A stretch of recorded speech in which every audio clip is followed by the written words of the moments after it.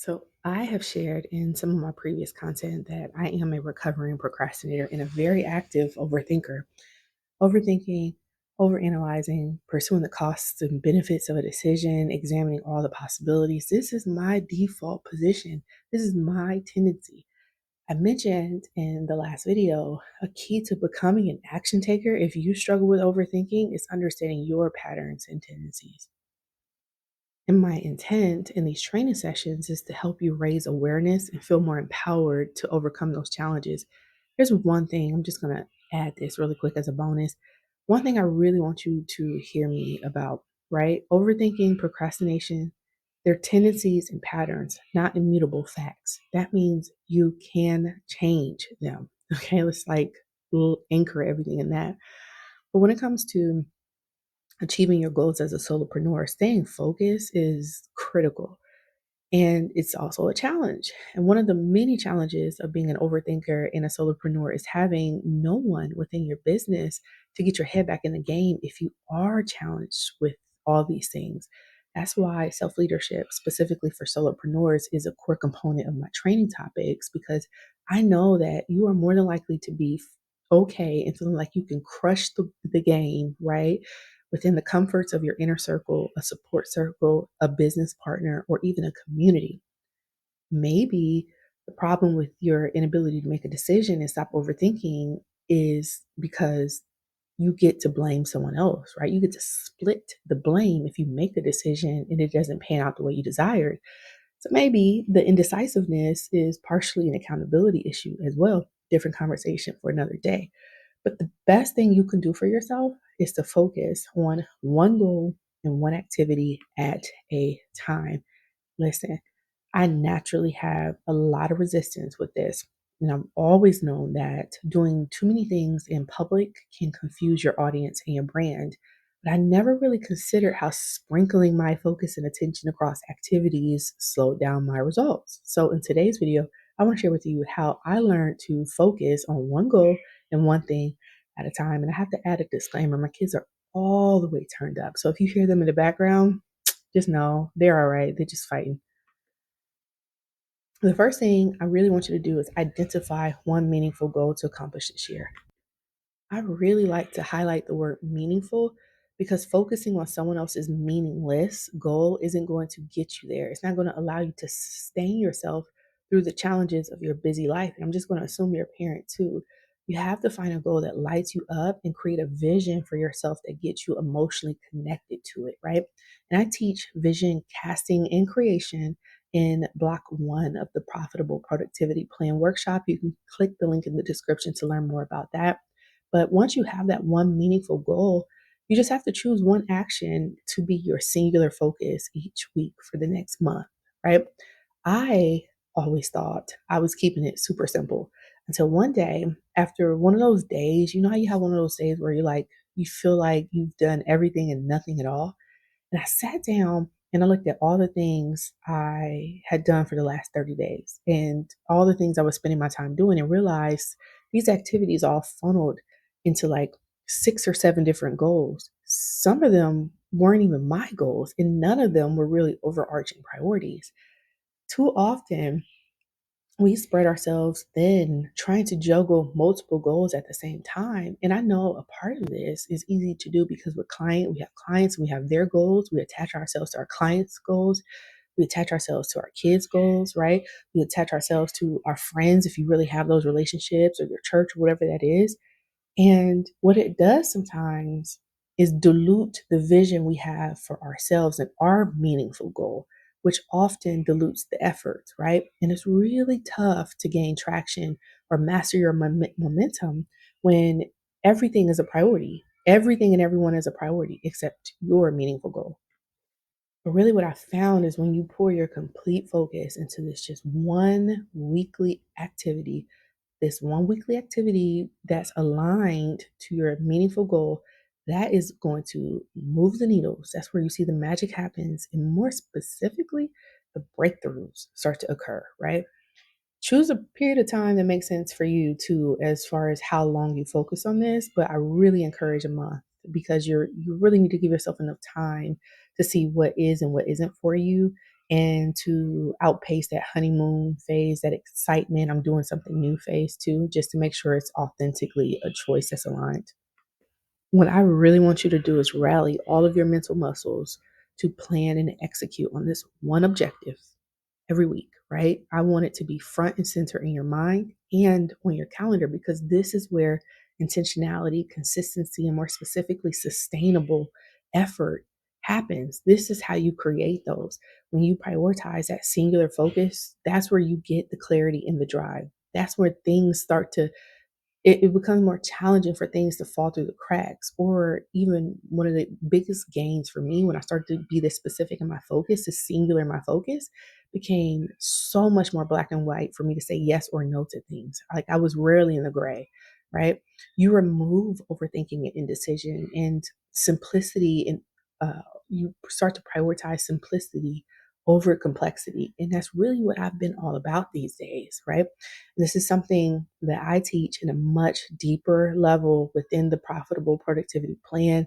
This workshop is really for you if you're struggling with all these things, you're struggling with creating and casting that vision for yourself, really don't really know what that meaningful goal is because you are consumed by other people's goals, right? Start to absorb that and have some mixed blurriness about what is your goal and what belongs to other people. I really want to help you find that goal and also find the most profitable. When I say profitable, I want you to read most beneficial and aligned actions that are going to get you there. I am not about perfection. And if you are about perfection, I am not for you. But I tell you, if you're looking for someone just to help you to get more productive, more action oriented, create a bias for action, click the link below to learn more. And I hope to see you inside the Profitable Productivity Plan. But here's the thing. I really hope that you remember this about the one goal that you choose. Focus and consistency is going to create that momentum. I feel like I should add simplicity in there, right? Because you want to keep it simple and just go all in on that one thing per week. This is what's going to transform your results. So now that we've really gotten clear about how to set that meaningful goal, let's talk about how to focus on what to prioritize most next. I just told these kids to stop yelling, but they're playing together. So, my oldest is 10 and my youngest is 2. And trying to get them to play together is a challenge sometimes. So I'm going to let them play if you hear them in the background. But let's talk about how to identify and prioritize the key tasks that will actually drive results. It's really easy to get overwhelmed with endless to-do lists when you're a solopreneur and an overthinker, right? Because frankly, you wear a lot of hats. You got a lot of people probably attached to your decision. So many activities can add value. So many things could get you there. But what are you really supposed to focus on, right? What are the vital activities that deserve the prime of your focus and energy? This, my friend, is where I want to introduce you to or remind you of the Eisenhower matrix, maybe for the first time or just a reminder here. But in full transparency, I don't use this particular system any longer. I have my own that I teach inside the Profitable Productivity Plan. Again, click the link in the description to learn more about this. But when I first got started overcoming my own overthinking, I found this really helpful. So I'm going to give you my spin and a quick overview on what that looks like. So you want to categorize things into 4 blocks: urgent, important, not urgent, important, urgent, not important, not urgent, not important, right? So anything that's urgent and important, you want to prioritize that. That's the meaningful connection to the focused goal, right? Not urgent, but important, do that next. Once you get through all the things that you have deemed as a priority, these can be the next things that you do, right? Because they're still connected, but they're not the primary focus. They don't get the number one choice as far as I have free time, what should I do, right? Something that falls into urgent but not important, delay this until you have a low energy period of the day. I'm going to talk about what I mean a little bit in a second about that. And then not urgent, not important. These are distractions and they have very little payoff. So do this once you get through whatever your activities are for that day or that week. This is really going to help you to visualize your priorities, and you can instantly start to spot the urgent and critical tasks versus the biggest needle movers towards your goal. And I really recommend not choosing more than 2 not urgent important activities as your top priorities as far as actions. Um, these really should align, what you do should really align with the most direct line to your meaningful goal. For example, if your goal is to launch a new program or a new offer, some of your key priorities may be finalize a curriculum and record a training video, right? But maybe secondary, the do next is update the sales page or update the website or buy a new software or all these other things that factor into it for sure. But you definitely want to make sure your core decisions are made first and foremost, right? So once you have these activities, you want to make sure, again, front and center, you schedule your time on your calendar to focus exclusively on these activities each week. And when it is time to put your head down and focus, remove all the distractions. Don't let non-urgent activities creep into that time. Silence notifications on your phone. Move your phone if you can't focus. Snooze your emails. Close extra browser tabs. Put your phone in focus mode. Do whatever you have to do. If you lack self-control, and as a result of that, you start to go into boredom scrolling, right? If you lack focus and you go into boredom scrolling, then or boredom Googling, which is something I do, then choose to focus on the work, these priorities, these high priorities during the highest energy moments throughout your day and your week. For example, I'm a morning person and I prefer to have as much free time available as possible in the afternoons because my energy levels are at the worst then, and everything takes so much longer for me to do or focus on. So I try to do everything that is a high priority for me before 10 o'clock in the morning. You'll be amazed at how much you can accomplish with when you really zero in and get hyper focused. I know we're not talking about grinding and all these, but I do. Just put your head down and focus. You'd be amazed at how much momentum you can make each week towards your key goal when you are clear on what to do, you understand why you're doing it, and you know how to optimize your pockets of availability, especially when life happens when you are a parent or a solopreneur. Here's a quick pro tip I want to add in here too.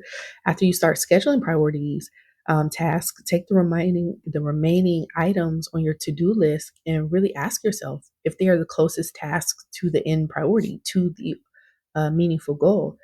Meaning, are they really meaningful and needle moving, or are they just busy work that feels good, right?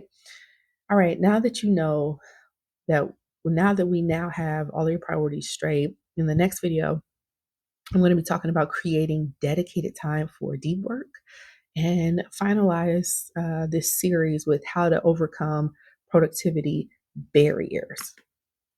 So if you're again looking for more than just free training, then the Profitable Productivity Plan is an intensive workshop created with easy to consume content just like this. Includes a 26-page workbook to help you to overcome your overthinking and make meaningful progress towards your goals. Click the link below in the description to learn more. Don't forget to subscribe and hit the notification so that you can get notified when the next video for this series comes out or similar content like this. All right, choose faith. I'll see you in the next video. Bye.